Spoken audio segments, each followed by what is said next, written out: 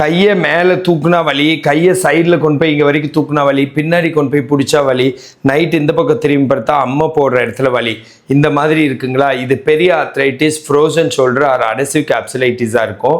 உள்ளுக்குள்ளே நீர் கோர்த்து அதனால் வலிக்கும். ஜவ்வு ஒன்றோட ஒன்று ஒட்டி இருந்து ரேஞ்ச் ஆஃப் மோஷன் கம்மியாக இருக்கும். இது முக்கியமாக டயபெட்டிஸ் பேஷண்ட்ஸ்க்கு, சுகர் பேஷண்ட்ஸ்க்கு தான் வருது. அதை தவிர கழுத்தில் எலும்பு தேய்மானம் இருந்து இல்லை ஜவ்வு நரம்பு அழுத்திட்டு இருந்தால் பிரேக்கியல் நியூராலஜியானாலேயும் வருது. அதையும் தவிர அதில் ஏதாச்சும் ஒரு இன்ஜுரி ஆனால், அது இன்ஜுரின்னா ஒரு காயம் பட்டால் சின்ன காயமாக கூட இருக்கலாம். பஸ்ஸில் கம்பியை பிடிச்சிட்டு போய் சடன் பிரேக் போட்டு ஒரு பளிச்சுன்னு ஆயிருக்கலாம். அந்த மாதிரி சின்ன காயமாக இருந்தாலும் அதனால் வலிக்கும். அதுக்குன்னு சில எக்ஸசைஸ் சொல்லித்தராங்க.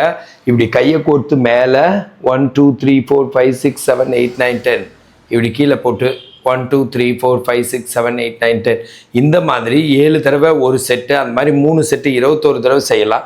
இந்த மாதிரியும் ஒரு செட்டு 7 தடவை, அந்த மாதிரி 21 தடவை செய்யலாம். இந்த 2 எக்ஸசைஸும் ரொம்ப அந்த ரேஞ்ச் ஆஃப் மோஷனை இம்ப்ரூவ் பண்ணுறதுக்கும் இன்ஃப்ளமேஷன் போகிறதுக்கும் யூஸ்ஃபுல்லாக இருக்கும். இந்த மாதிரி ஹெல்த் டிப்ஸ் வேணா என்ன ஃபாலோ பண்ணுங்கள்.